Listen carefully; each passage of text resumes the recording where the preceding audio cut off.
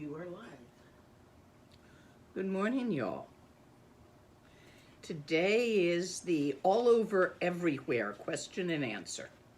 You can ask whatever you want, which oddly seems to be becoming a continuation of yesterday when I did Guru Yoga and was not sure how to communicate to you the common sense of the middle way of approaching it. How to avoid the extremes of enslaving yourself to someone while still being able to follow the instructions that will liberate you when they are counterintuitive. Or, that's the wrong word, not counterintuitive, but counter your own personal, well-held and long-cherished hang-ups. It's a narrow path, that middle way. I didn't answer all of the questions, so you can also broach that topic, if you like. It's entirely up to you. This is about what you want to know about Dharma.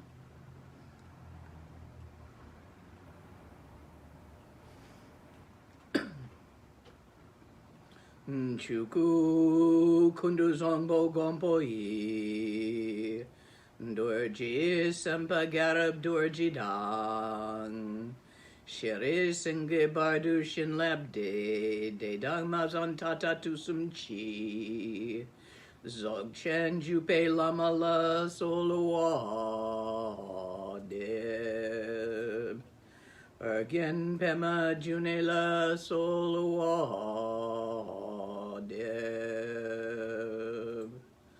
Dorji chang chitila narodang Marpa mila gompo tatapa Na pupadang paldendrupa suk Kargil lama namla solua de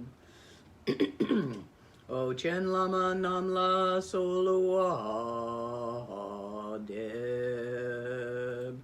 Dru chen lama namla solua de Kaginwati lama namla solua de Shakya lama namla solua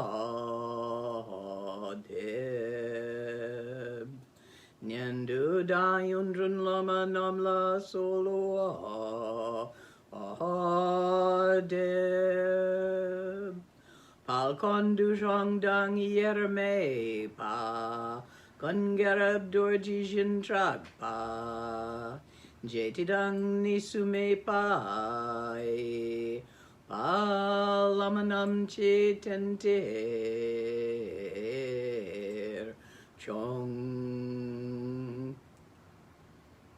As we allow questions to accumulate for a minute, I want to address some of the questions that were asked yesterday that I didn't really notice until I looked over later. It seems we have a lot of people who are simply beginning their journey in Dharma, who are interested in doing it here. And they're a bit confused about where to begin. So we are working on having a practice group in Sutrayana. Sutrayana has to do with understanding. It's the first place you start. That group, which Elisa is going to be leading, we're looking at how we're going to do it. There are texts on this, but they're a bit difficult to understand in the beginning because they are in the context of another culture. So we're looking at how to do that, and I think it should be beginning within a few weeks. So that will be for you guys who are asking, where the hell do I start? It looks interesting.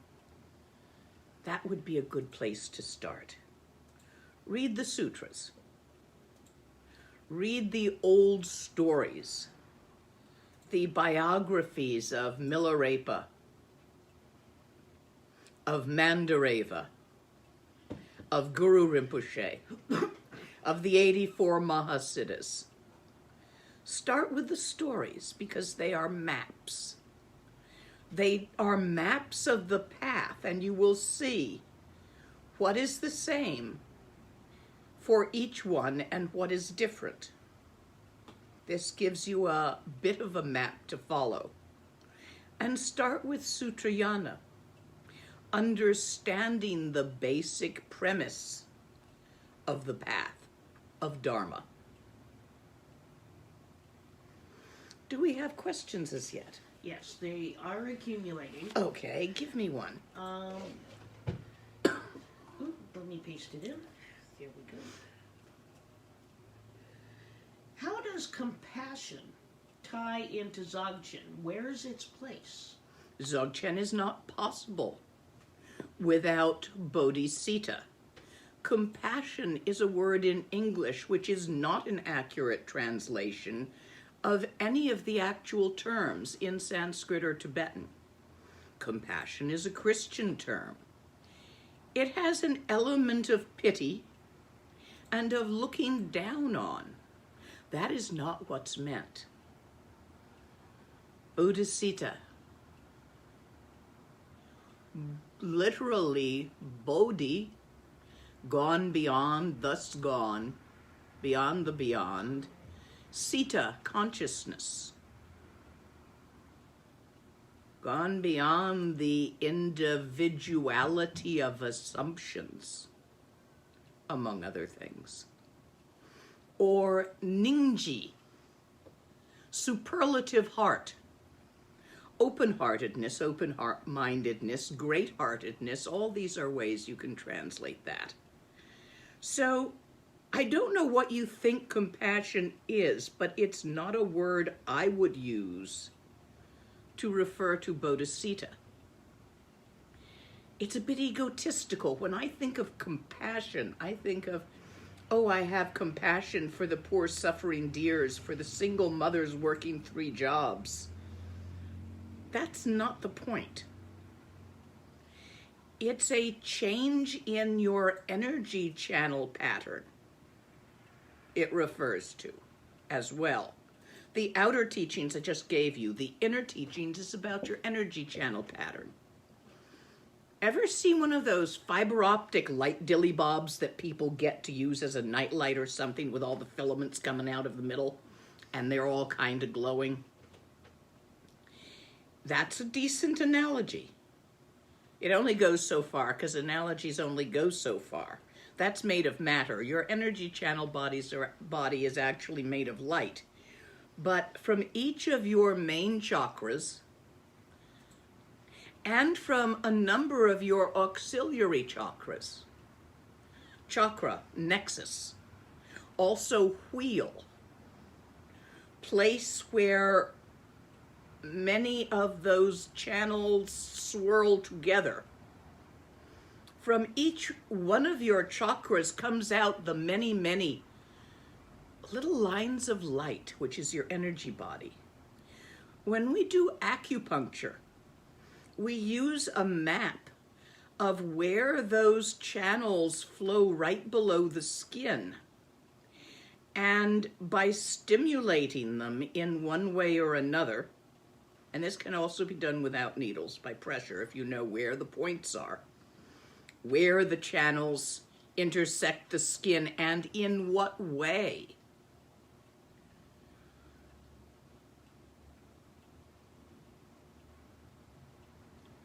Acupuncture is based on that science.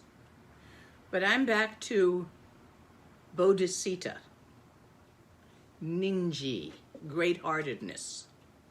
Usually, you hold your energy channels utterly wrapped around yourself in a sort of an egg shape. You're slightly pointed on top. Not a lot, but just a little bit. And slightly wider in the middle. And you wrap them around yourself because your channels follow your attention. And you pay a hell of a lot of attention to yourself, to what you think, to what you feel, and to what you perceive, and to what you think about what you perceive and how you assess it to be, and to how you feel about that assessment. You're self-thinking all the time. You're self-focusing. That's the self-focusedness. Obsessing with yourself, which includes your stuff by which you show off yourself. Why do you like your house neat, if you do? Because when someone comes in, they will think you're a good person. Why do you decorate yourself with jewelry or comb your hair? So that when someone sees you, they will think well of you. This is all about you. That's the opposite of ninji. When your channels follow your attention outward towards others, the cramps and self-doubts and constant self-obsession with how you feel, how you think, what you think of how you feel, and judgments and all of that crap, those cramps relax, and you feel a hell of a lot better. It's simply a matter of opening up your attention outward instead of constantly obsessing on yourself. Do you see why I don't think compassion is such a good translation, even though it's a commonly used one? Next question. Oh, secret teachings. That was inner teachings. I gave you outer teachings first. All teachings have these 3 levels. The secret teachings, you are not what you think you are. That changes always. Some days you think you're wonderful, some days you think you're shit. Even some minutes it goes back and forth. I'm still upset about burning supper last night. And thinking about it. And self-focusing on what's wrong with me that I forgot to take it out of the oven. And it was such a nice cauliflower au gratin. I shall have to do it again, and this time remember. Do you see? You do that. I can give you examples in me. So, the secret teachings are that the you that is self-obsessing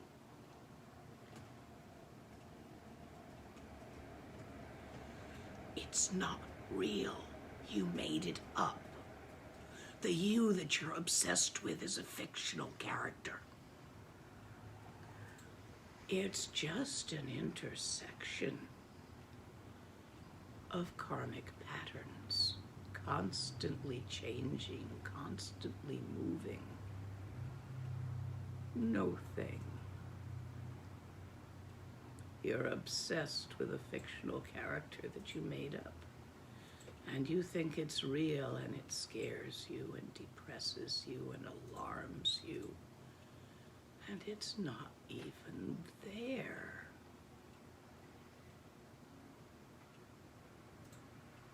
Interactive and interpenetrative with all life. This is a perception, not an intellectual knowledge. If you were to do the Chenrezig sadhana, and there's a group practice that I have online for that one because I think it's really helpful to a lot of people. If you do it enough, that perception of interwoven interpenetratedness of all life, symbolized by the Western Dhyani Buddha Amitabha, light beyond compare, symbolized by the clear light nature of the Dharmakaya, becomes apparent. And it's much relaxing. Because you don't have to maintain the will-o'-the-wisp that you're constantly trying to maintain. Because there isn't one. Not the way you think it is. Next question. The white fleshy heart is awake, and its role in illuminating the mind is felt. The energy has started to flow up to the eyes. What to do now? Absolutely nothing.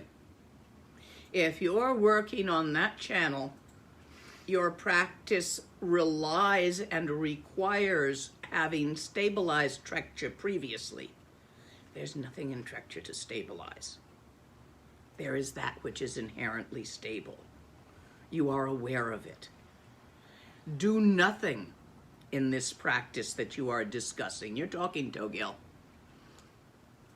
Not doing is necessary. Not the doing of nothing. Not the refraining from doing anything. Refraining is a deed. Doing nothing is a deed. Let it happen. Allow the display, which is all the sensations, feelings, and perceptions you're having, plus the interpretation, such as the one you just gave me of those sensations and perceptions. Leave it be as it is. Don't poke it. Don't grab it. Don't try to make it do anything. You'll muck it up. That's how Dorji got his hand stuck in the old board. Just sit there and allow the display to display itself until it's complete. God, I never thought I'd give a Togel teaching in a public online, but that is not enough for any of you to attempt Togel on your own. That was simply instructions to someone who appears to be doing it and stuck slightly. Next. Excuse me.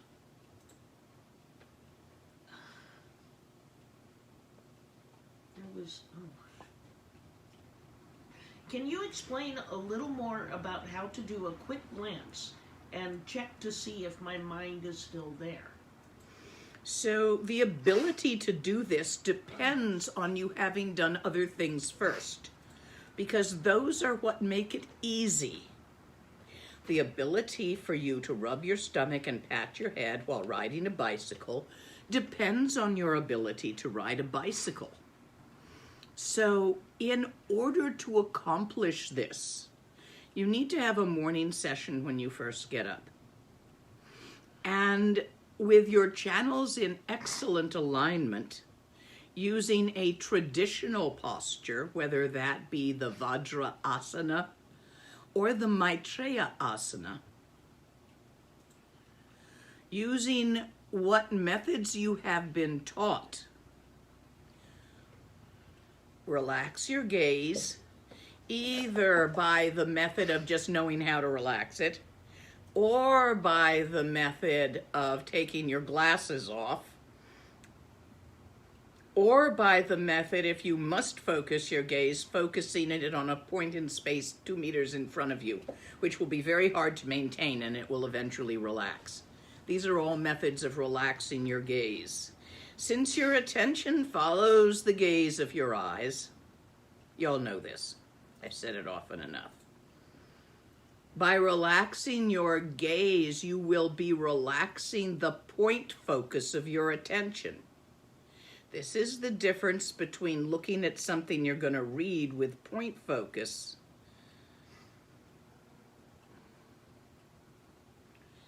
and being aware of everything going on in your peripheral vision, eye-wise.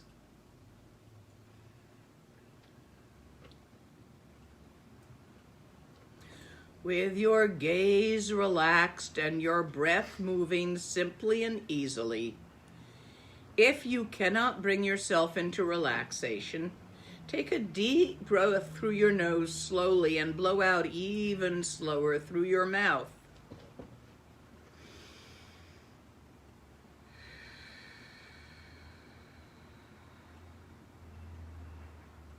This settles the chi in your channels. Then gently open your attention from the usual point focus on what you're thinking, feeling, perceiving, known as phenomena, to where you're thinking, feeling, and perceiving, your mind itself. Do this again and again in your morning session. Why I say do it again and again? Because you'll do it and you'll rest there for a while, and then something will distract you and you'll follow some thought off. And you'll notice you did that because of a tool called mindfulness. And you'll bring yourself right back and do it again. And you'll rest in it for a couple of minutes or a couple of seconds, depending on your skill level. And eventually some sound or sensory perception or a feeling or a thought will grab your attention and walk it on out. And you'll follow, oh yeah, I did that. And you'll come back. Do that in the morning for a little while. Do it as long as is comfortable for you to do this practice, plus about 5 to 10%. So stretch it a little, but not too much. If you can do 10 minutes, don't sit for an hour. Sit for 15 minutes at the most. If you do this every morning, you will have set the pattern to make it easier for you to find your mind quickly. However, this will wear off after a couple hours. So every 6 to 8 times a day, you want to take a break for about a minute to 2 minutes to up to 5 minutes, but no longer, and make a little mini session. Sit somewhere, your office chair will do.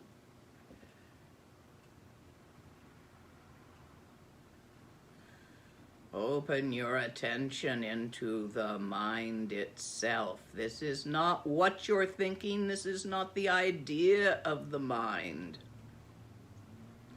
This is where the idea of the mind is occurring, not the what, but the where.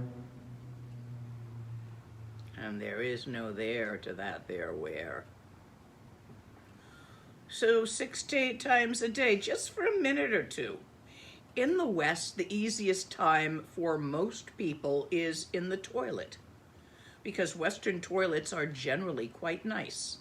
Comfortable, clean, a nice place to sit, smelling decently, and even decorated. This will not work in Asia, where toilets are not like that. So this is a Western method. Whenever you go pee, which will be 6 to 8 times a day if you're drinking enough water, use the stall, not the urinal. Sit on the toilet. It's just about the right height for most people. Align your channels. Do your business and make a little mini session. Then pull up your pants and go on about the rest of your day. You can do that. This is not Tibetan traditional. However, many Tibetans, when they go off into the forest to take a leak, will stop somewhere and make a mini session, although not necessarily where they took a leak. Tibetan bathrooms are clumps of trees. Indian bathrooms are unmentionably indescribable, especially the public ones. If you do that, you will have set yourself up to have an easy time, as often as you can remember to do it, to quickly and briefly, without attempting to dwell on it. What I mean by don't grab it. Simply shift your attention to the where your thoughts be happening rather than what you be thinking. You always be thinking. Yes, I'm using that verb tense on purpose, because it's exactly what I mean. You always be thinking in the same place, your mind. So all you have to do is notice that you're thinking Since you always are, that's not so hard. And then unfocus your eyes for a moment, which unfocuses your attention, which makes it easier for you to have a quick glance, not at the thought, but at the ground of mind itself from which all thoughts arise and into which all thoughts vanish.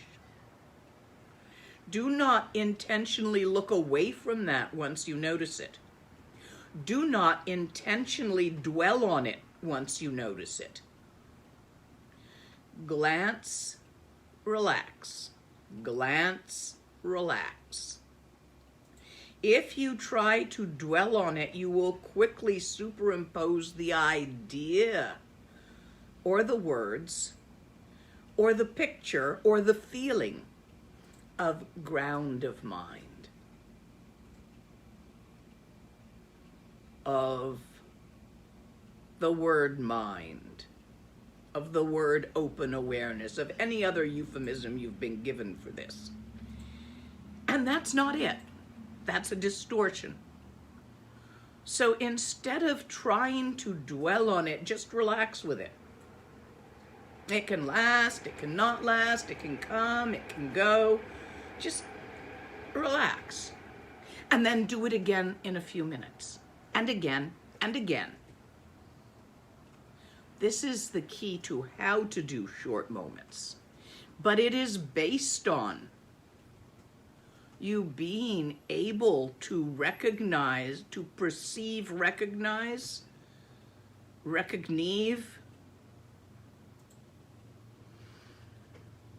what I'm calling here the words ground of mind, but it's not a ground anywhere.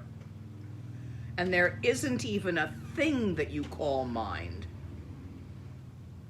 It's a not thingness. And any attempt I make to describe it to you in words is going to distort. So go see for yourself. It's easiest to see it in the morning before you have begun speaking during the day for most people. Before you have engaged your devices and looked at the news, the book you're reading, social media, however you engage yourself with life, before you do that is your easy time. You're not yet engaged with a process. Align your channels and relax into the natural state of not looking at.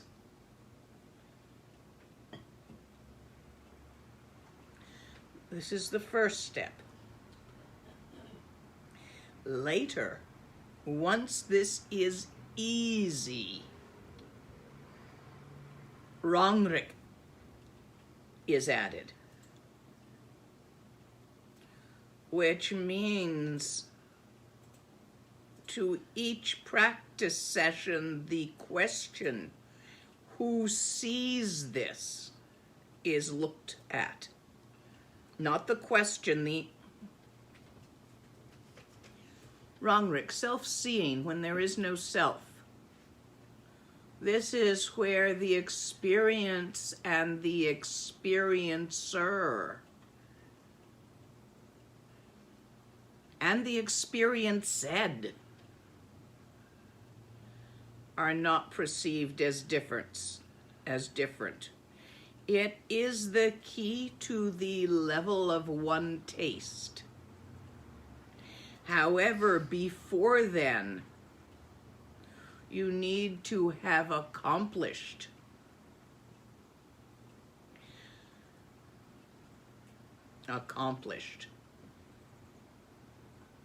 It's not an accomplishment. You need to have found, noticed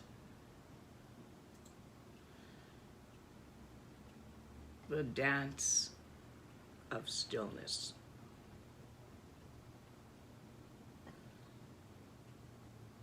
Next question. We have a couple of related questions about pain and practice. Uh-huh. One person asked, is there a practice that's good for physical pain? I'm awaiting hip replacement surgery in 4 weeks and the pain is increasing. And on a second related question, how can we begin our practice if we are having extreme pain and therefore difficulty maintaining focus? Pain is difficult to work with. It is difficult, especially to begin your practice while in pain. I recommend you take some drugs. If you're waiting for hip replacement, the only practices I am aware of which really help with pain, at least for me, require I be sitting in a proper chair in a proper position, which for hip pain, which is generally worse on walking, it doesn't hurt that much when you do that anyway. If you have discovered already what we call nature of mind, semngo, clear light nature of mind, and you are already quite familiar with that, you are then also familiar with the dance, which is also known as the display, which is a series of thoughts, feelings, and sensations interpreted by the thoughts as perceptions about which the feelings occur. Being familiar with that, as well as with the stillness, in the practice of Trultranelj, or dancing stillness, when you recognize the indivisibility of the two as one,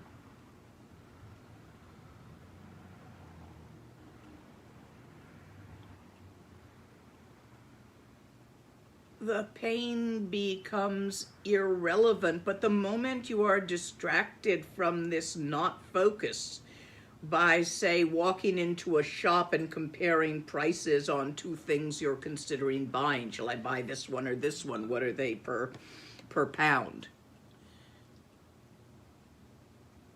You're focusing on the thought, you've lost your focus, and it hurts again. So, if I may say, for my personal practice, I'm still working on that. Being old is painful. This hurts, and then another day that hurts, and then the other thing hurts, and always something hurts. So old folks hopefully know what they're doing practice-wise by the time they're old enough that everything hurts. For a beginner, all I can say is go see a pain clinic, get the acupuncture, get the drugs, see your chiropractor, deal with the physical problem causing the pain as best you can, to get it down to a level that does not disturb your focus. That's the best advice I can give for a beginner.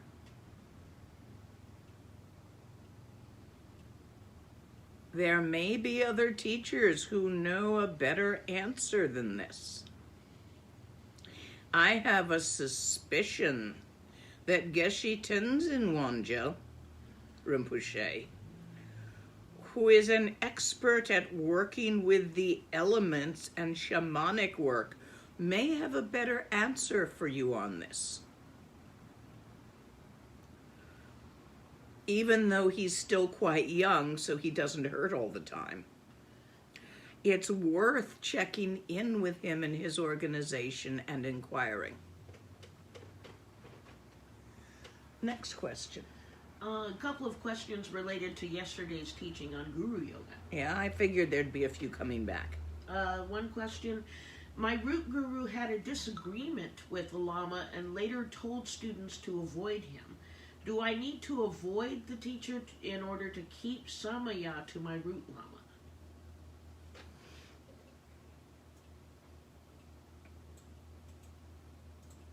maybe. If your root Lama is also your heart Lama and is continually interactive with you, you need to believe him. And since his disagreement with the other Lama may be a matter of he thinks the other Lama is doing some harm, sticky wicket, I would say probably so.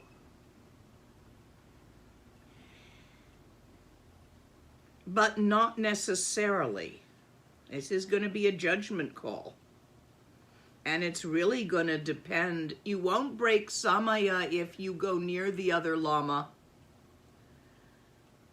in the form of dropping you into the Vajra Naraks or in some other terrible thing affecting your practice. However, it is very unusual for a Lama to tell people to stay away from another one. That's as unusual as one doctor telling other doctors to stay away from another one. The worst thing I've ever heard a doctor say about another was a cardiologist saying of the previous cardiologist, well, she is a cardiologist. I'm sure she read the EKG excellently.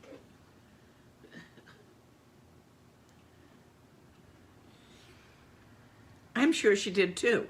There were just things going on that weren't in the EKG. It wasn't me.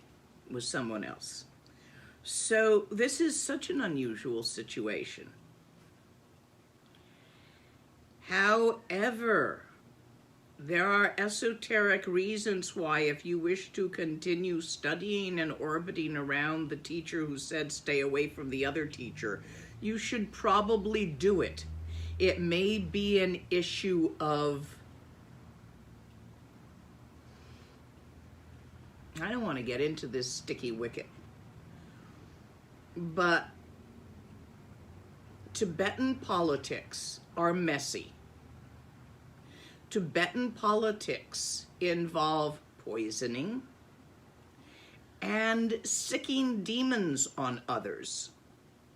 It is really important for Westerners who do not understand Tibetan politics to stay the fuck out of them. It's like telling some sweet, innocent Bodhisattva Lama to stay out of American politics because they're messy. And they don't get the ramifications of our white supremacists and Trumpites and the liberals, and they could easily get themselves into a political mess by taking sides in American politics. You can imagine some fresh off the boat Tibetan just out of Tibet who really doesn't get all the details, deciding he likes Trump because he seems like a nice man. Strong. Tibetans like strong kings. Without really understanding what's going on, don't do that to yourself. If they're doing Tibetan politics, you just hire yourself out of that. So I would say it would be better if your root Lama is also one with which you have an ongoing relationship. For safety reasons of both you and the teacher, it will be important to follow that instruction. If your root Lama is someone who opened your mind and you only met once, and they showed you your mind, but it was somebody like Karmapa and you're not really close to them and you're not in their orbit, then you're going to have to make your best guess. There are certain teachers that I will not, or I attempt to avoid sharing students with, which is really unusual for me, because of demonic issues with Tibetan demons. I've been bitten by them before. It's a political issue. It's really got very little to do with Dharma. But it's political, and they play rough. I'm not going there. And sharing students with a teacher, which I really love to do. I like to share with the Bon, the Galupas, the Yaquis, the Native Americans. I'm really happy all over the place with students going to others. But there's a couple of places that I'm not comfortable with, which if a student wished to go there, I'd speak with them privately and individually. Now, me being a Westerner, I'd be really clear on why, what I perceived the danger as, and what I wanted them to do in regard to me if they chose to nonetheless go there. That's me. That's my personality. I explain things.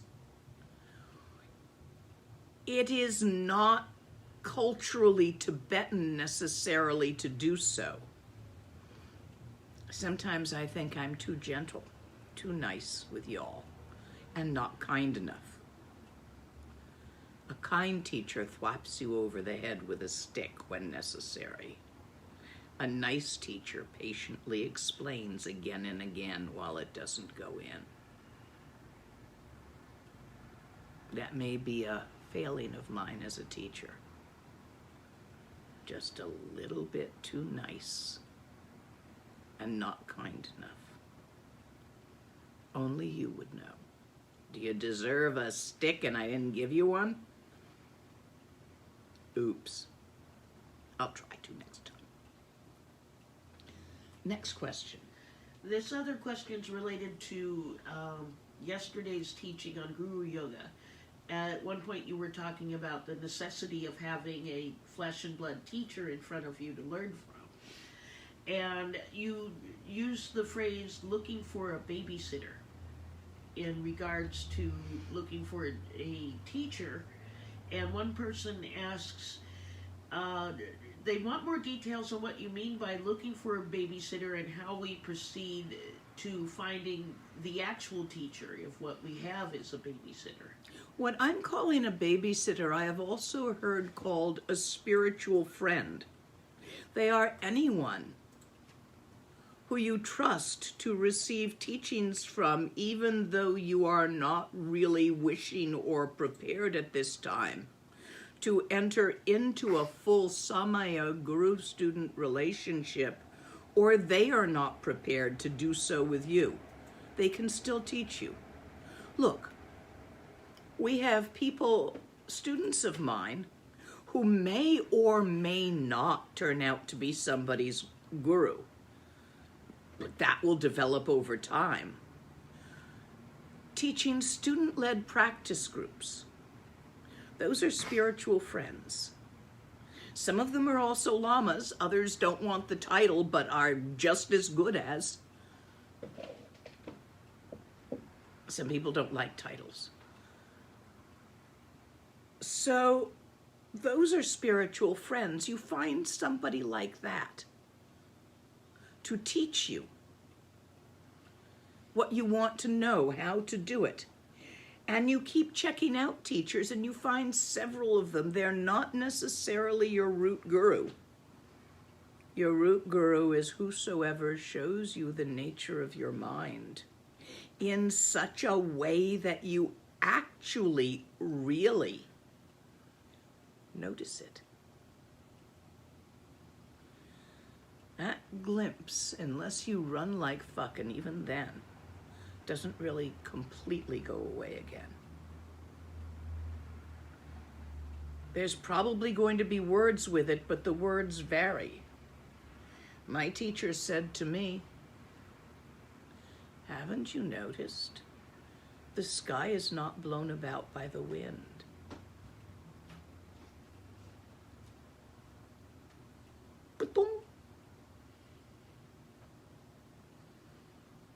There will be a point where that happens. That's your root guru. You get only one. You're only a virgin once. You get one guy who was first, or one woman who was first for you. and you hold them and cherish them somewhere in your heart. Hi, Douglas, if you're out there.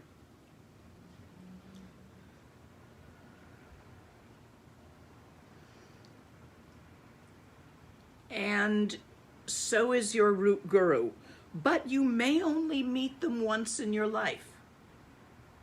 It might happen during a gigantic Karmapa black hat ceremony. 16th Karmapa used to do that. 17th, there's political issues why he hasn't got the hat. The hat is special. I had a friend who was the hat's driver for some time. And it was the most powerful experience of his life. And just from the hat, he got the first glimpse. So his root guru is a hat. A big black hat. You never know. So until that happens, everybody will teach you, and they're all kind of like babysitters. They're spiritual friends, they're helpmates, and they're teaching you. Some of them may become your heart teacher. Often your root guru and your heart teacher are the same person. Not always. You may have more than one heart teacher. It's a closer relationship than what I call babysitter or spiritual friend, because it involves the absolute trust, belief, or at least enough trust and belief. I didn't drink the kerosene. I told you I was a bad student. Enough trust and belief for them to be able to drop kick you off the cliff of your made up pretend mind personality. So until such time as you have a root teacher, everybody's a spiritual friend and a babysitter. And they guide you. And if you choose to learn Tantra or Dzogchen from a teacher, you will eventually need to enter into a heart relationship. In order to get the fourth Wong, to actually receive it, it is often necessary. In order to be convinced to let go of your deeply cherished personal belief systems, you need to trust someone. And that's your heart teacher, who may also be a root guru or not. Like, I think Wangdo Rinpoche was a heart teacher for the guy whose root guru was a hat. It happens. Next question. Why do we dedicate the merits of our practice? Why does this work, and why is it so powerful? Outer answer. Whenever you do a practice and a accumulation of what is called sonam, and may be considered or thought of as bits of stressless openness, are created. If you hoard those, and later on you lose your own stressless openness acquired from it by becoming angry at somebody who cuts you off in traffic, you destroy them. You squished them. They're gone. Because you kept them. They were just in you, in your channel pattern. So when your channel pattern got changed by a circumstance, there they went. All gone. You just wasted all that work. However, if at the end of the practice You do what is called dedicating the merits, which is a term for an action of shifting them outwards to be shared. They are no longer just on you in your karmic pattern. They are in the shared mutual karmic pattern of the mandala. And so by a mistake of yours cannot be destroyed. On an inner level, your energy channels, we're talking energy channels again, called Sa, in which Lung rides, called Chi. So your energy channels are not, I mean, you do try to keep them wrapped around yourself, but you think of your friends and the people you meet and all those other things, so you're still utterly interwoven. I mean, look at who you are today. How'd you get to be that person from who you were 10 years ago? You had experiences. What kind of experiences? Interactive experiences with other living beings. You read books, which were so you interacted on a level with the author. You watched TV shows, so you interacted with the team that created that.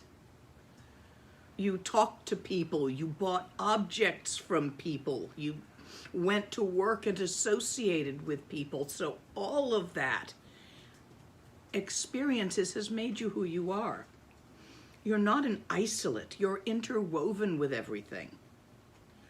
When you create Sonam, Sonam is created as a channel pattern. Sonam is a stressless. Digpa is stress, tightness, scrunch. Sonam is open relaxation. You create it in your channels by your practice.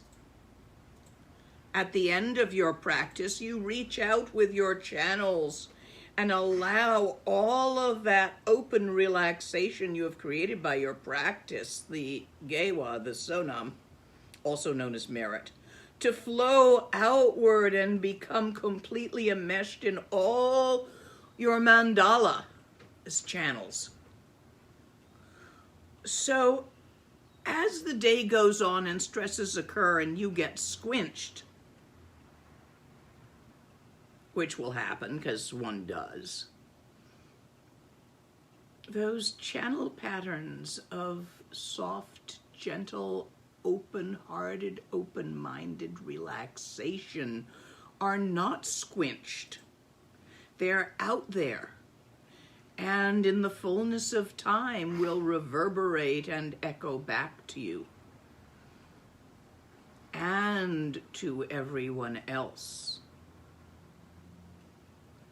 This is the inner teaching on why we dedicate the merits. Because we are interwoven, interpenetrating with all others. On a secret level,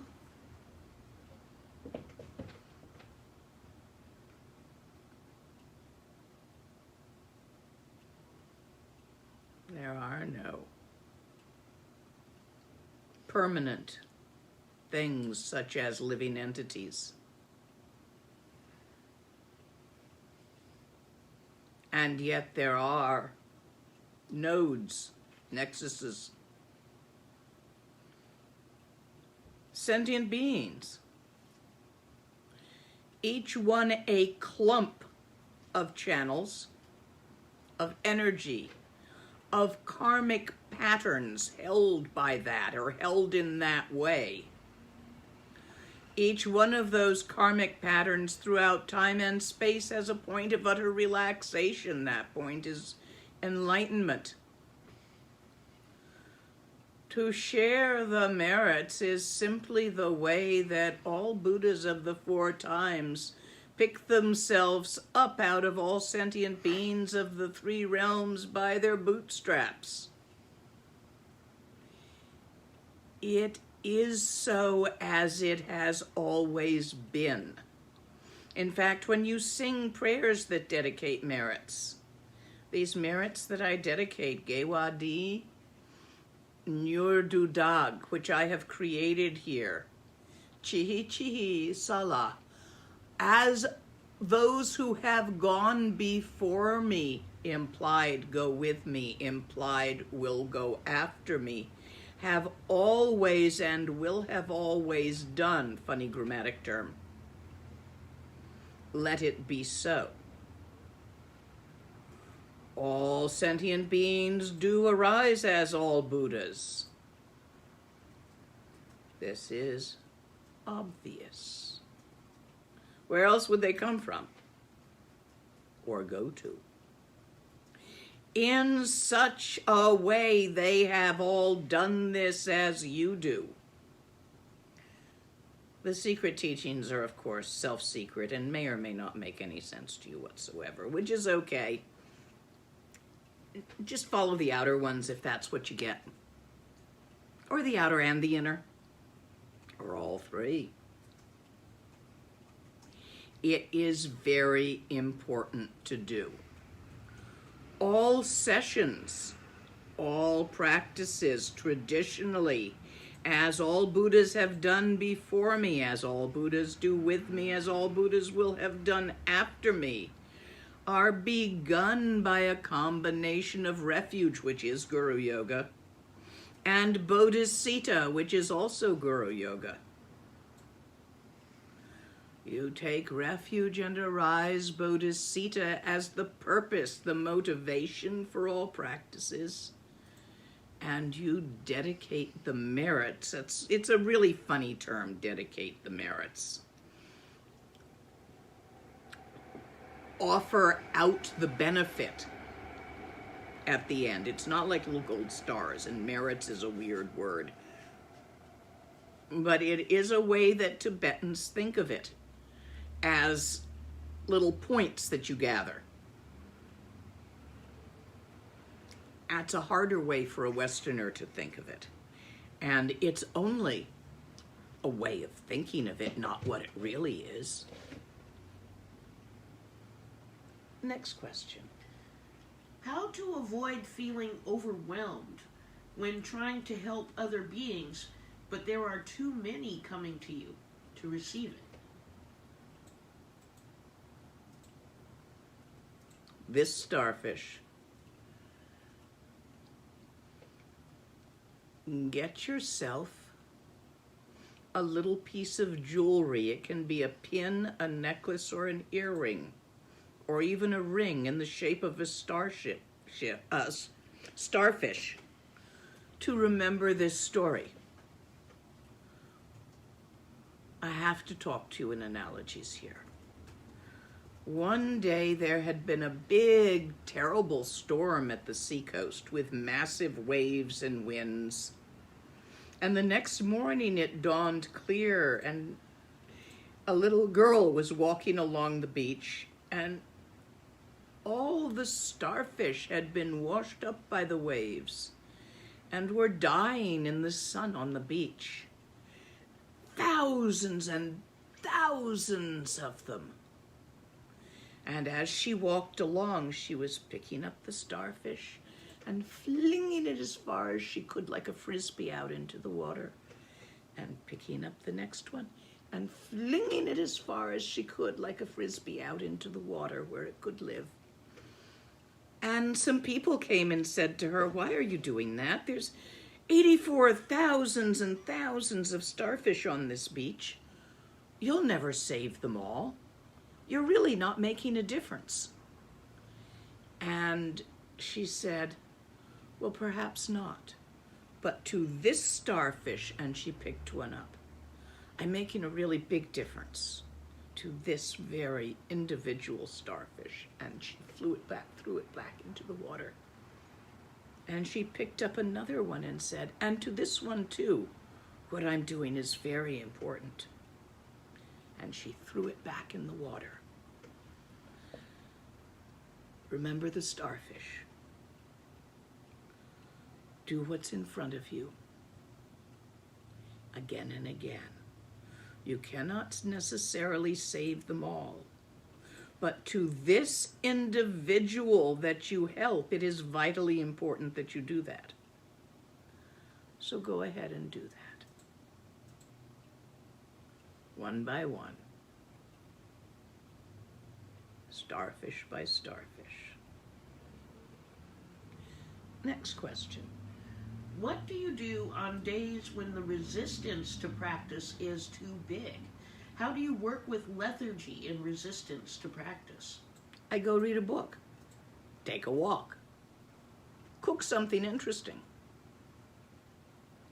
Those days happen. Nah. Usually there's a bit of minimums I'll do. Okay, I do a little bit. I don't feel like it, and so I don't. Be careful if it goes on for more than a couple of days. Then you might want to look into it. But those just resistance days that arise, you just need a rest. Let it go. It'll come back much fresher when you get back to it. Such is my experience with them, and I get those. Hell, if I teach too many days in a row, it's like I can't do this. I can't even think about Dharma right now. So I go cook something interesting, or I take a walk, or I hang out with a friend, or there's thousands of things I can do instead. Read a good book, sci-fi, a comic book. Sure, why not?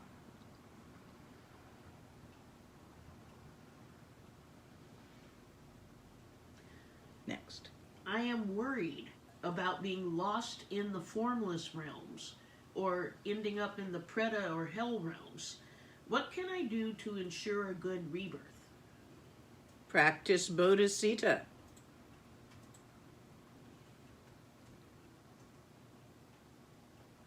Just that. Simple, easy. Well, maybe not that easy. Moderately easy. Practice it as best you can.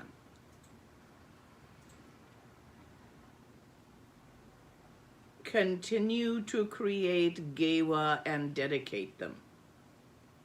Offer them up and out. Gewa, those merit thingies. Relaxations, stresslessnesses.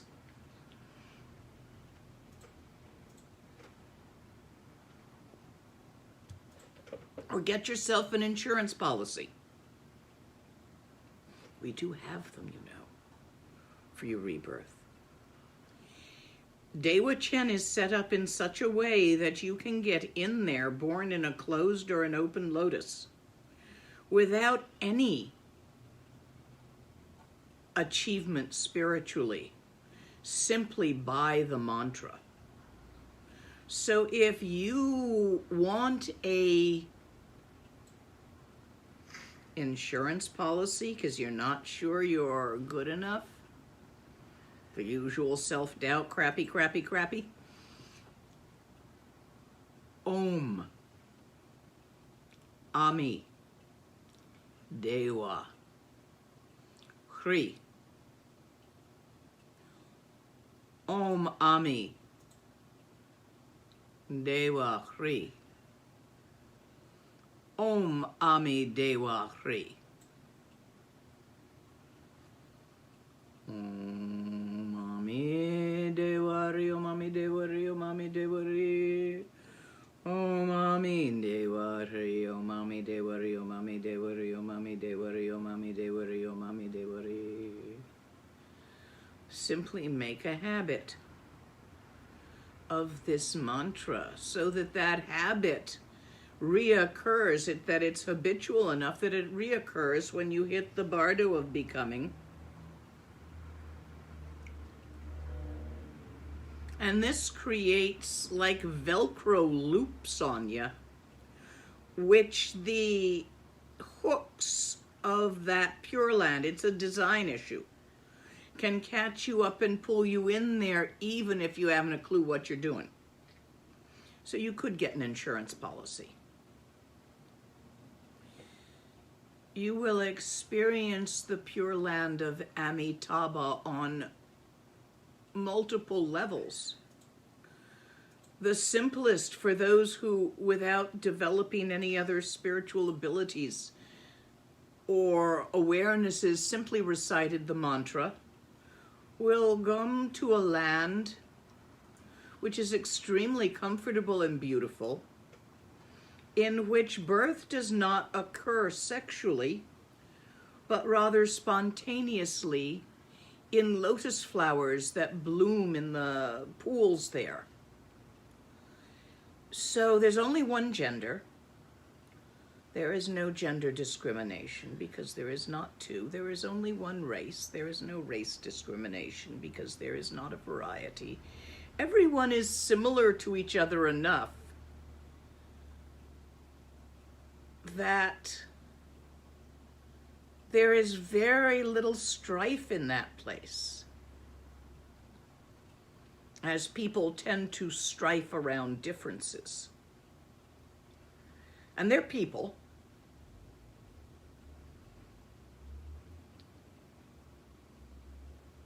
In that place, it's like a holding pattern where teachings are given slowly according to interest. And slowly one's development occurs until one transcends the solidity of the holding pattern and recognizes the nature of the light of which it's made. So you can do that if you like. Next question. As practitioners, how do we help those who have died due to suicide?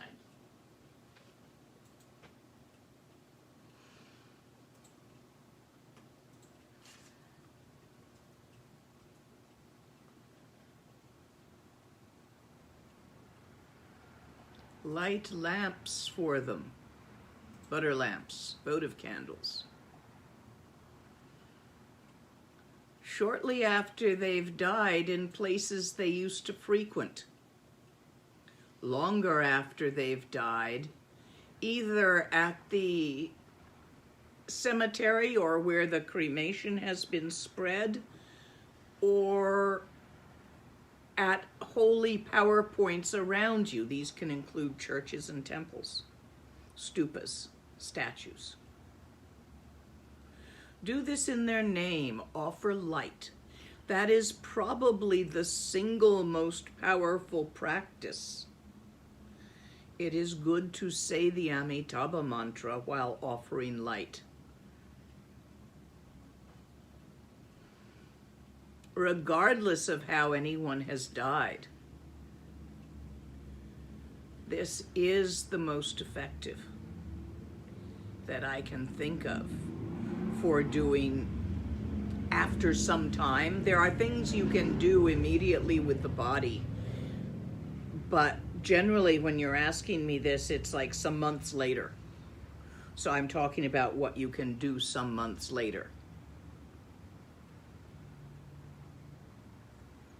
If you come upon a recently dead body, be it a mouse your cat has gotten, or a friend who's OD'd, or a parent or elder person who has just come to their time, before it's been messed with, there is a text, a magical text, which you can circle their head 3 times and touch their top knot. I have it somewhere and will see if I can find it and put it up on the website so that you can print it out. Wrap it in a bit of brocade and keep it for that purpose. You just touch the crown 3 times clockwise. Am I going clockwise? Yes. 3 times clockwise around the top of the head. Touch the crown chakra. This is very powerful if done at the time of or shortly after death.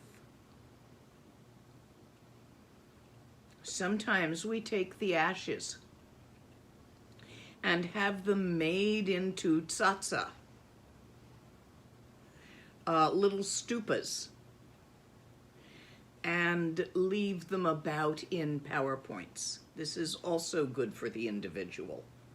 So there are magical things you can do, but the offering of light is one of the best, especially if done with the mantra of light beyond compare. Opame. Om Ami Dewa Hri. You see, in the mandala of the Dhyani Buddhas, which is a symbolic rendition of the inner and outer psyche experience of sentient beings, the center is space. The south, golden, blue in color, sky colored, infinite open space. To the south lies the golden richness of form, the earth element.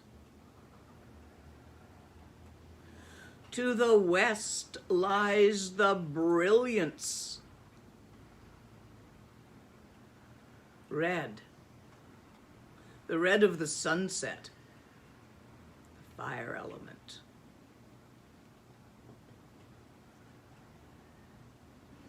To the north lies the indomitable efficiency, green, of the water element, sometimes black. To the east lies the pure mirror-like equanimity, even awareness of openness. Primordial purity, unsullied and unsulliable, of the air element. And so this dance of mandalas, symbolized by the Dhyani Buddhas, Yab and Yum, is the inner and outer pattern. Light, fire, love, passion, open-hearted bodhisattva. The light is the symbol of life. And life itself is the symbol of movement, and movement is the symbol of energy. And that energy itself is the symbol of all-pervading, everywhere vitality, the lucidity by which you can think, feel, perceive, by which all beings can, and which does not end, unborn, undying. So offer light as the symbol of this. Do you understand? Next, after which I need more coffee. Okay. Yeah, the Thank you, practice sweetie. you just described, is that POA, or am I thinking of something It different? is not. Okay. A couple of students were asking if that's something you teach, is the practice of POA. I'm not that good at it. There are other teachers who are better at Tsalung stuff, and POA is Tsalung. My channels are kind of grotty. I like cigars.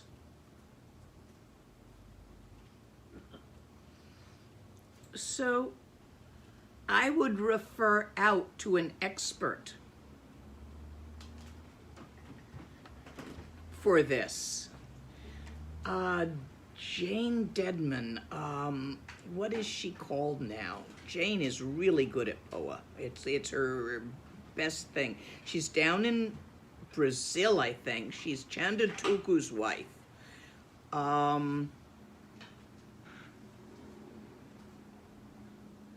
I can't remember what they're calling her now. Do you know, Endo, remember what they call Chandatuku's wife now? I don't. Somebody in the audience. somebody in the audience may. Anyway, she's an expert at POA. And someone I would happily send you to, but she's in Brazil, and Brazil is a mess. So you can't get there right now. And I suspect it needs to be taught in person. There's other people who are better at it than I am. I would rather refer you out for that one. Can we have another question? Because I really don't have an answer to that. A question about astral travel. Someone mentioned having out-of-body experiences while meditating and was wondering if there are practices that actually help you achieve astral travel. Oh yes, dream yoga. Practice that. First of all, there's no such thing as two places.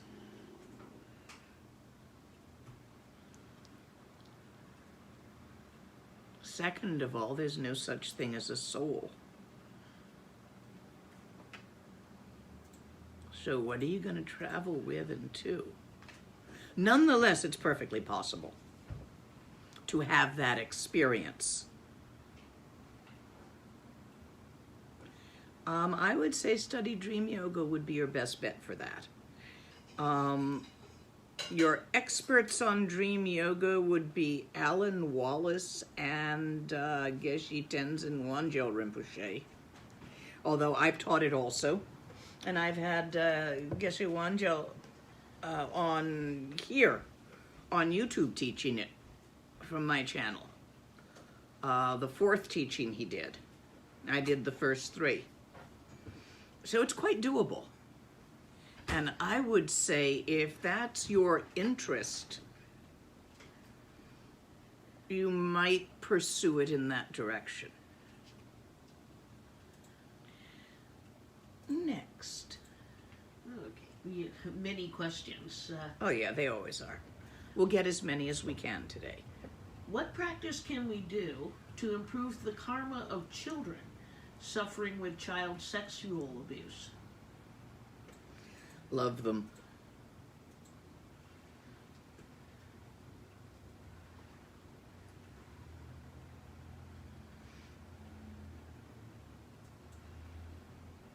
And keep them safe.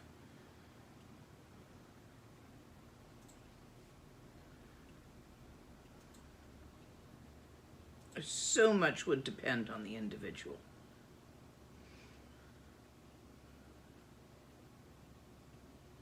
But be gentle. Don't force anything.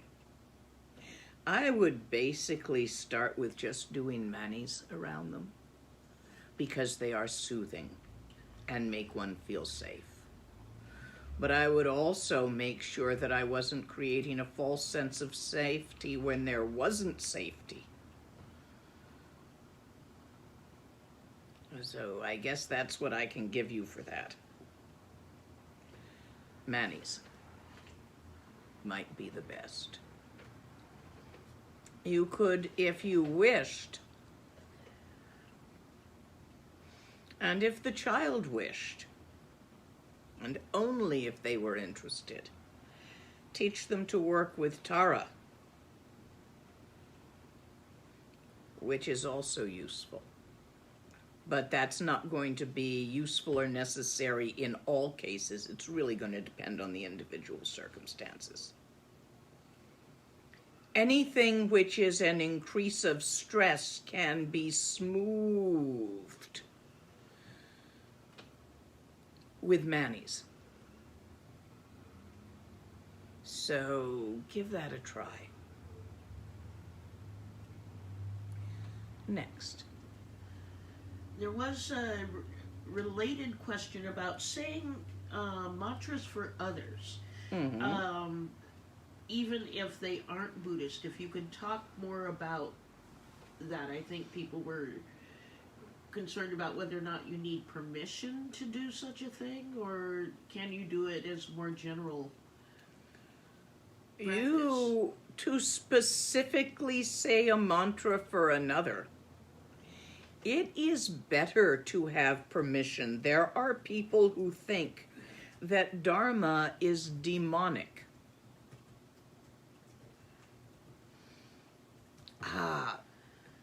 There's a student whose wife thinks that, and he is having a great deal of trouble practicing and taking the teachings because of it.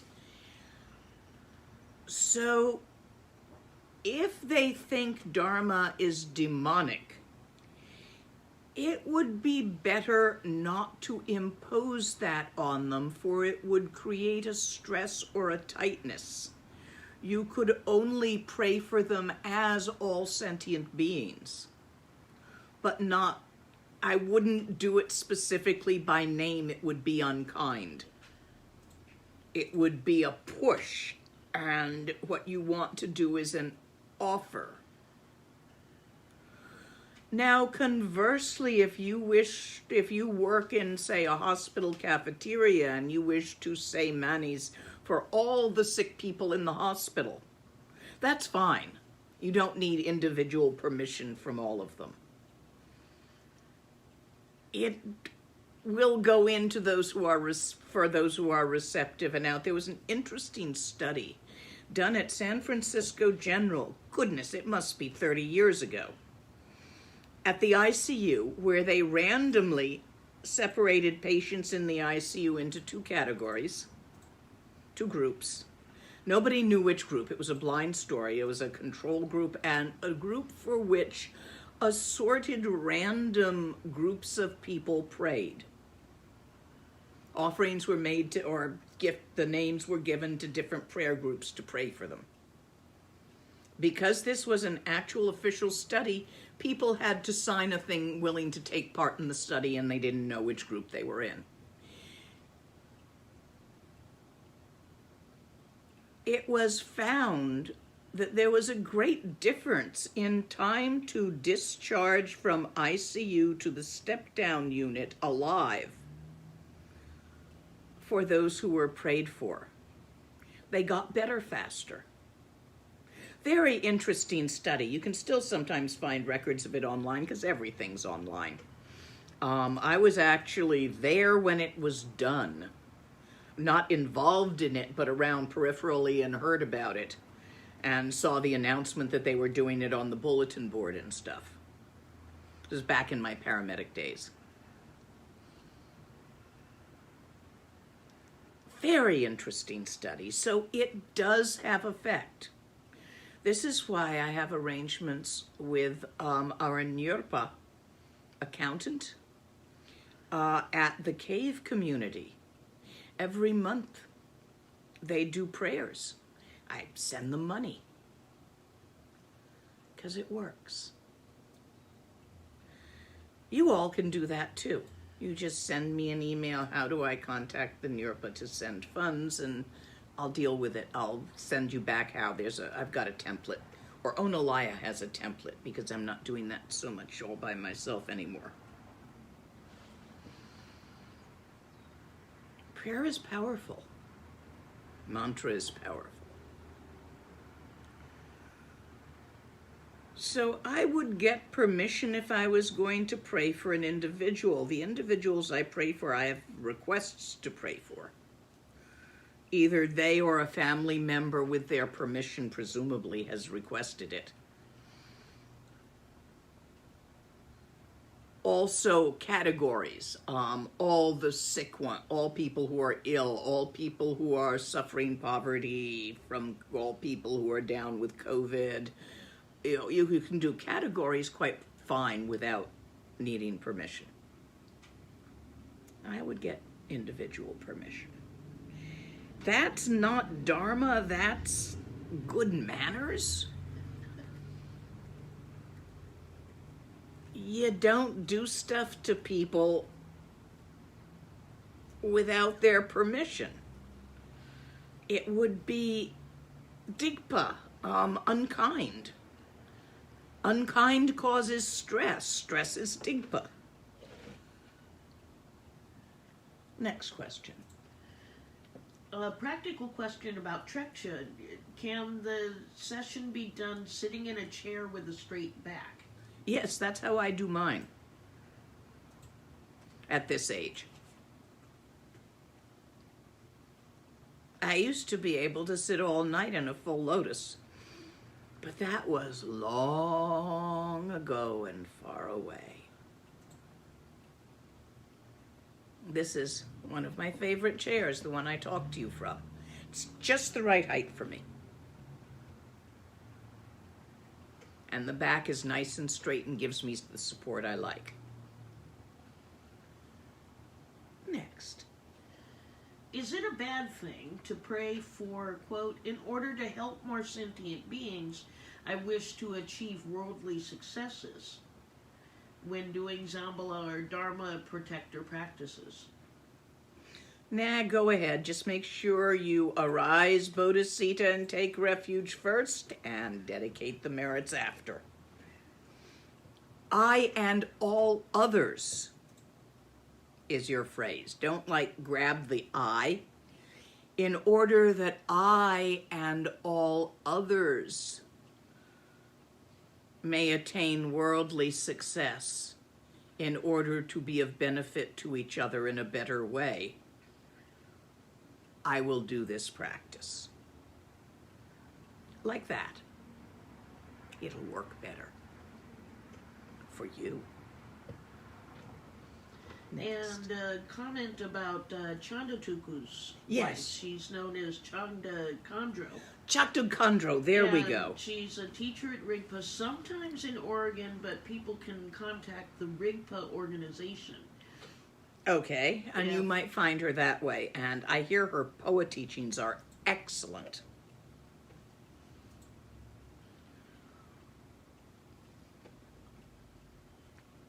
It's like for Chud, I tend to send people to Sultramalioni, if they can afford it. Can you talk about the state of Rochik? Okay. A few more details about that. So in Mahamudra, Rochik comes after Laktong. Laktong is direct seeing, sometimes translated as Vipassana. In Dzogchen, Rochik is an aspect of Trekcha. Rochik is where you start walking through walls and floating occasionally. Cities come and go. Eventually they stick, some of them. Whatever.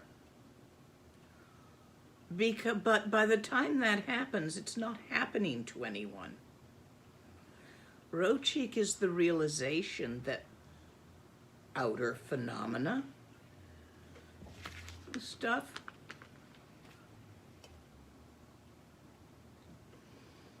and the one who perceives the stuff, and the act of perceiving the stuff are not in the least bit separate. They are exactly the same thing. The perception creates the perceiver, and the perceiver creates the perception.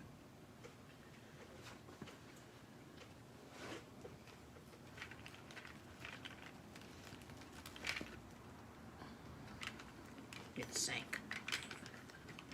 It's in here.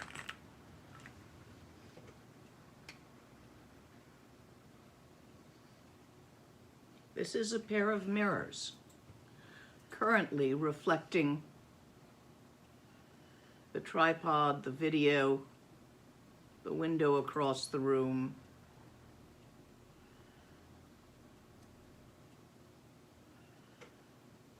What are they reflecting now?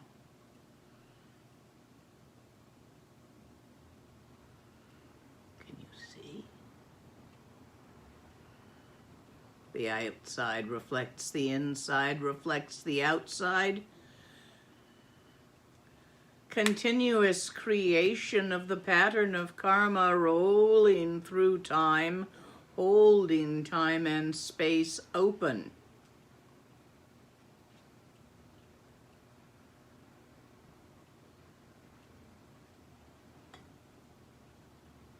There is not a me and a you.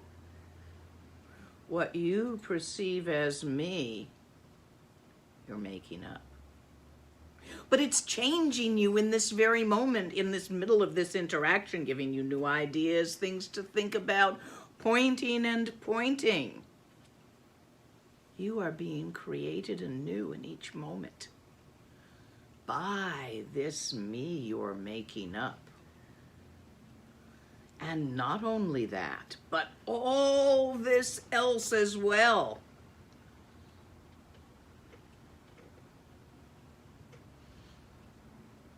One taste refers to the perceiver, the perception, and the perceived, the stuff, as having exactly the same flavor. Water into water. This will result from directly perceiving the nature of mind and turning around and looking at who perceives it.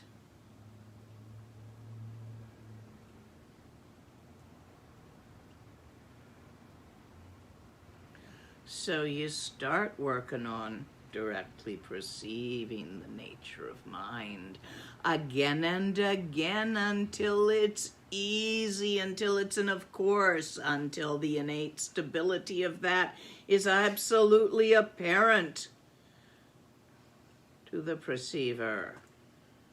By which time the perceiver is that, of course, it always was, whatever it perceived. So when you turn around and look at the perceiver, you see the perception, and there you aren't. One taste. The symbol is the Kapala.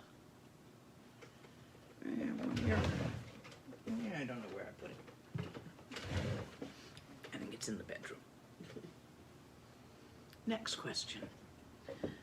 Patro Rinpoche's biography mentions how he snaps his fingers so the deities in his body disperse before he dies. What does that mean?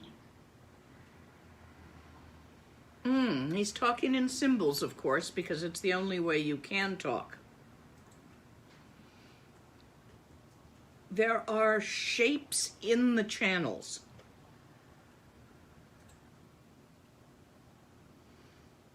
Even those words are symbols. Those shapes may be interpreted as the Tibetan pantheon of archetypes. There are, damn it, I can never get the numbers right, 48 and 52, or is it 62? Anyway, the fierce ones are in the channels that nexus in the brain. And the peaceful ones are in the channels that nexus in the heart. As your chi at the time of death withdraws from the channels into the central channel, which it's going to do,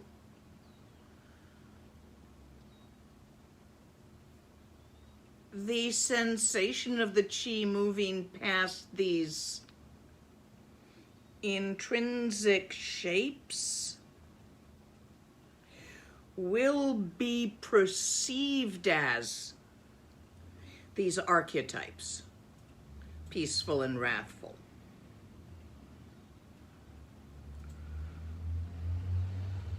If you bring the chi smoothly into the central channel, while the heat rises and melting the coolth comes down, the moon drops come down to encapsulate in the red and white of the heart. If you are conscious enough at the point where that reopens, if your channels are just in the right condition, you go back out all of them, blowing them out to infinity, and that's rainbow body. Now, I think what he's talking about, and I'd really have to ask him to know for sure, is a matter of a method he has symbolically that smooths the channels, which will make it easier for him to recognize the apparitions in the bardo. But that's a guess. One Lama trying to explain what a Lama meant, another Lama meant by their symbolic rendition, is not necessarily 100% accurate. So I was guessing what he might have meant by that, explaining the patterns culturally that are known, that might be a riff off of. And that's the best answer I can give you. How is the pure perception of Vajrayana compatible with knowing exactly the faults of a student in order to correct and help him or her overcome them? It's not the faults of a student that are important to notice, it's their Buddha nature. Sometimes if they present to you with their channels in a snarl, you can say, you'd better comb that out, which is giving them a method. But in general, as long as the teacher is focused on the student's Buddha nature, rather than their hang-ups, the student's attention will follow the teacher there, and slowly over time release those hang-ups. Today's little glitches are the terrors and playground fights of a 3-year-old. For all of us, really not worth focusing on. It's your Buddha nature that needs to be focused on, by both of us. Next. I've been following Lama Tasha's yoga and feeling yams of bliss and sensation. Can you advise how to integrate this to avoid attachment? Don't grab it. It's just a nyam. Treat it like any nyam.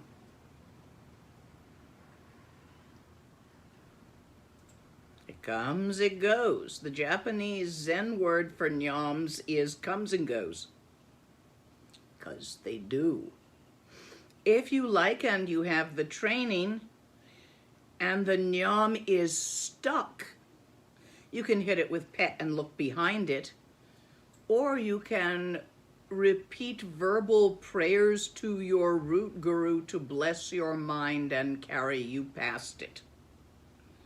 These are 2 methods for unsticking a stuck nyam. However, if it's just passing through, leave it be. It'll go. Next. Can you tell us the first time you recognized your nature with your teacher? Oh, I already did that today. I looked up at a clear sky one day. I think we were sitting on his terrace. He might have been cooking something. I don't remember. And he said, "Have you noticed the sky is not blown about by the wind?"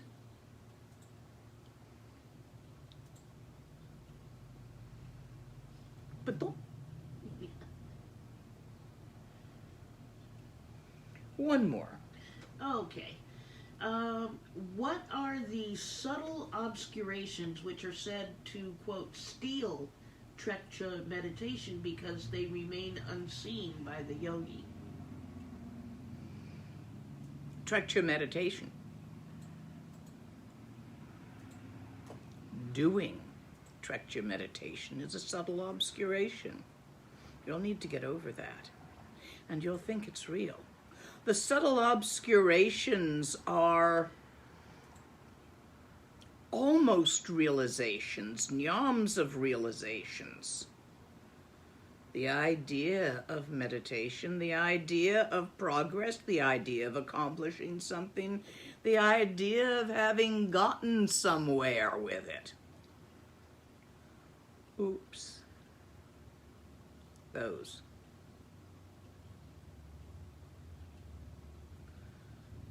will just keep walking without hope or fear of getting somewhere or away from something. One foot in front of the other because it's a habit. And why not? Realizations come and go. Never grab 'em. Don't shove 'em away. Leave 'em alone. Meditation occurs or not. Leave it alone. Let it be.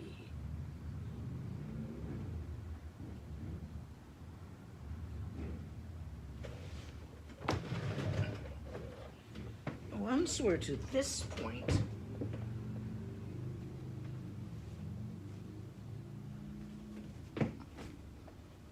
fish out text.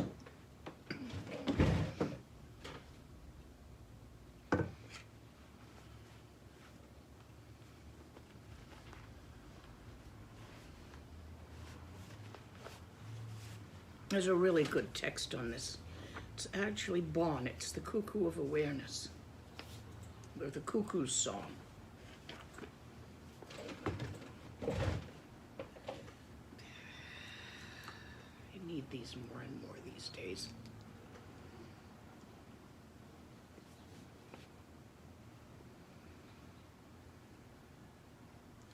Palgipal. Pinnacle of pinnacles, peak of peaks. Chondin de Kuntu Zongpo. Homage to the Buddha primordial. Kusang Tukdorji Dewa Chempo Latsak Salo. To the body, speech, and mind of great bliss I prostrate.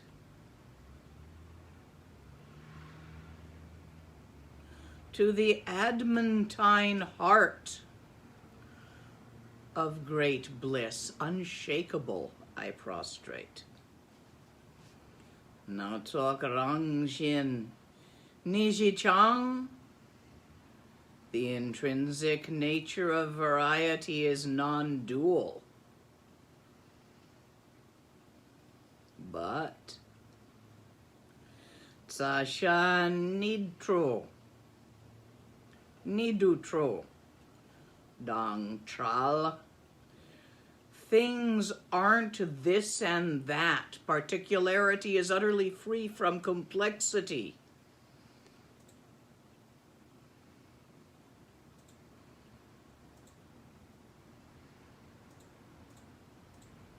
Look, all of it, variety, is utterly non-dual.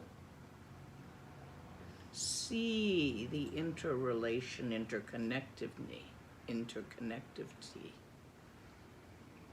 But notice that in itself, that non-duality, is utterly simple and free from complexity. The words tangle, let them go. Go on, let go. Suchness is non-conceptual, but Deshin Pashe Natokyang Nambaranang Je Kuntuzang. Primordial Buddha is inherent in the knowing, is apparent in all forms. Shenpa Tsolwe Nangwanti. Having abandoned the malaise of striving, since one already has it and always has. Lungi Nipa Jakpaing. Through being here and now, spontaneously without attempting it. Leave it exactly as it is. No thing. Mu.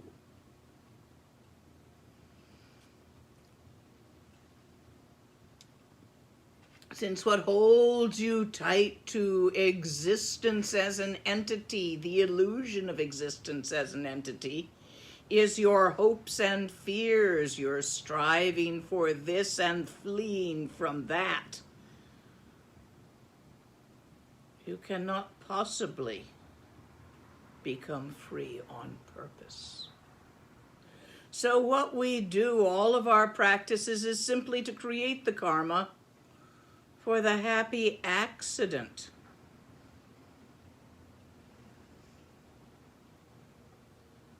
of enlightenment. You can't get there by running at it. You can't get there by running away from it. You can't get there by refusing to run at it. You can't get there by refusing to run away. Doing and not doing. These are your subtle obscurations of a yogi. Give me one more. Just a moment, let me... yes. Does Dewa Chen exist as a real place we might go to after the body dies, or is it an archetype place? Yes. It exists as a real place as well. It exists as a place as real as this one. No more, no less.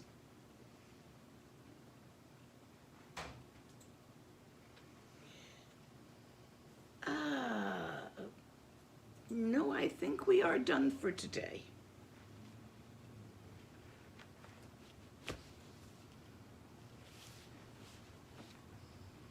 Whatever your practice is, practice.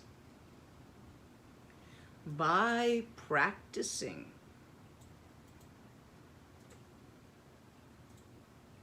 you will create the cause, the karmic pattern that is actualized in all beings arising as all Buddhas.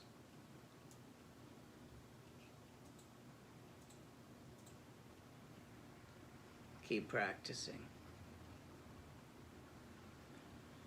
Ge wandi nyor duda che che sala go parshuk.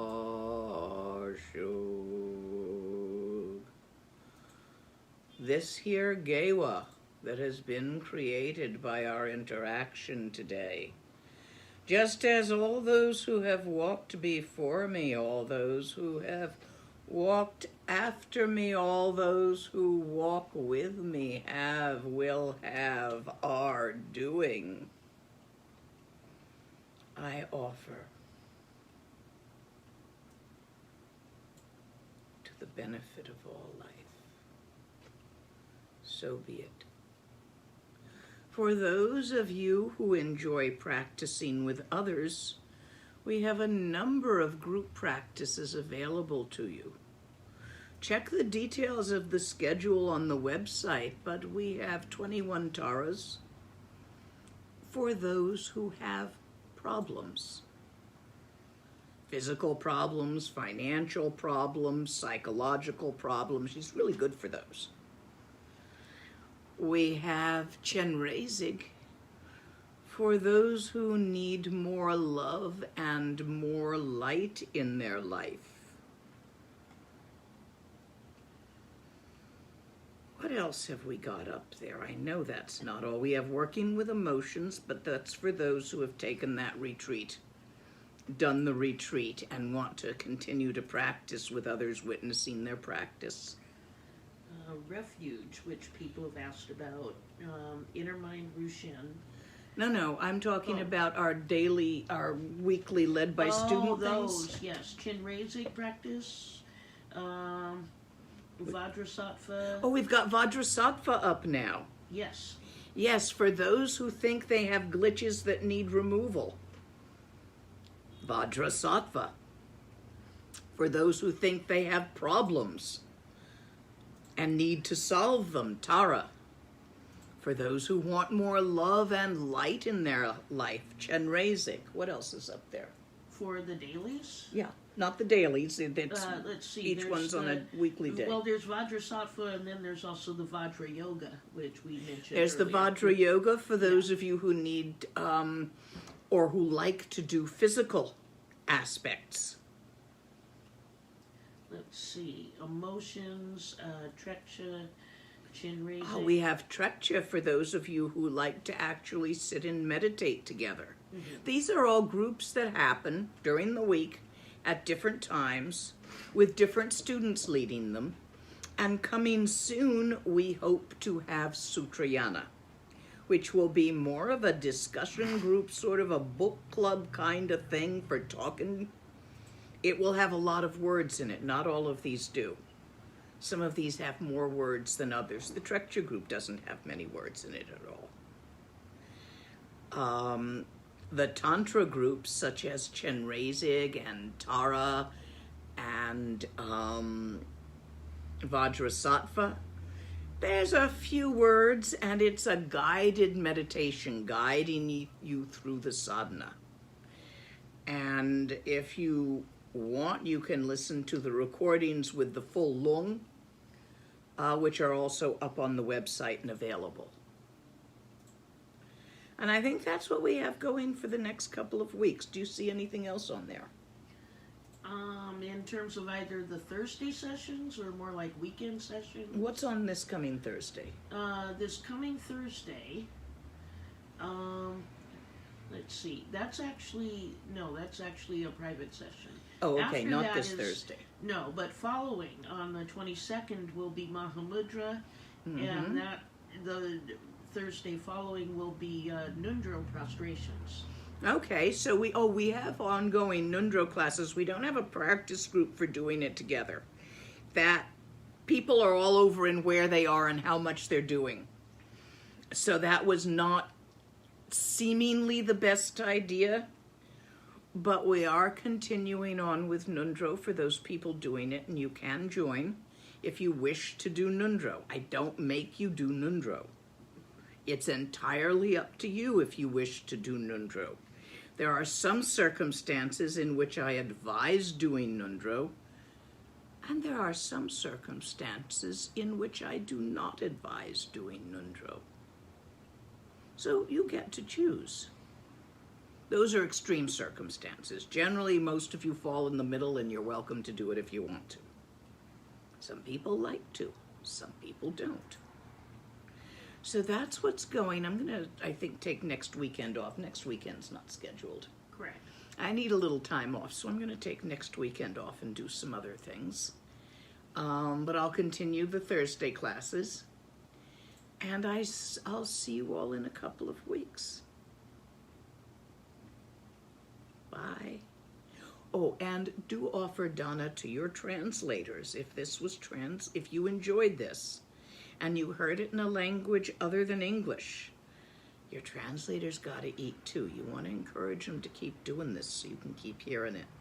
So offer them some Donna. It's on the Donna page on the website. Okay? Bye-bye. I'll see you next time. You can turn it.